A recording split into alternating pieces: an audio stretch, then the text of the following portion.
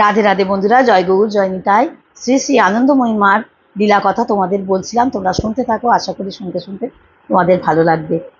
যতটা পাঠ করেছিলাম তারপর থেকেই পাঠ করছি, তোমরা শুনলে বুঝতেই পারবে। ইতিপূর্বে আমরা জন্ম সময়টি উল্লেখ করেছি। এখন এই অবসরণীয় জন্ম পত্রিকাটির একটি ব্যাখ্যা দেয়া প্রয়োজন। সেই কাজটি অত্যন্ত কৃতিত্বের সঙ্গে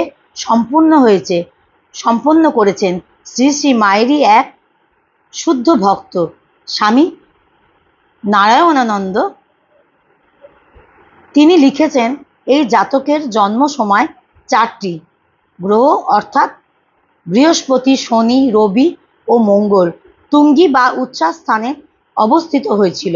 এই প্রকার গৃহ সমাবেশে মানুষের মধ্যে বড় দৃষ্টিগোচর হয় না। কেবল মর্যাদা পুরুষোত্তম ভগবান শ্রীরাম ও লীলাস পুরুষোত্তম ভগবান শ্রীকৃষ্ণেরই এরূপ দেখা যায়। এই রকম যাহার উচ্চ গ্রহ সমাবেশ, তিনি পুনরায় ও অতিশয় লোকপ্রিয় হইয়া থাকেন।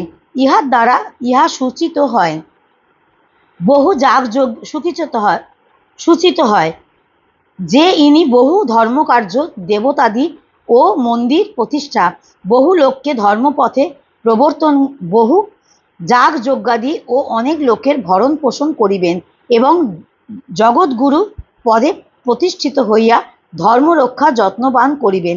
তাহাকে শ্রী ভগবান মনে করিয়া প্রকৃত ধর্মকে ও শান্তি পিপাসু অজস্র নরনারী, সাধু সন্ন্যাসী, যোগী, তপস্বী তাহার প্রতি আকৃষ্ট হইয়া তাহাকে ইষ্টজ্ঞানে পূজা করিবেন।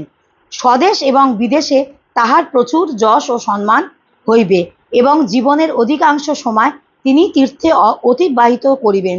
তিনি ইচ্ছা না করিলেও নদীর প্রচণ্ড স্রোতের ন্যায় চারিদিক হইতে অর্থাগম হইবে এবং উহা বিবিধ জনহিতকর ধর্মকার্যে ব্যয়িত হইবে।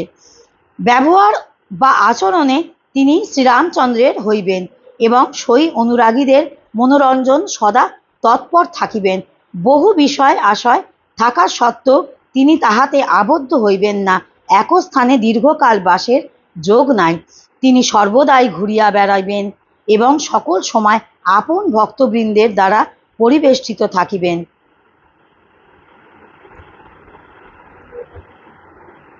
এই কথাই সর্বক্ষণ সকলেই বলতেন।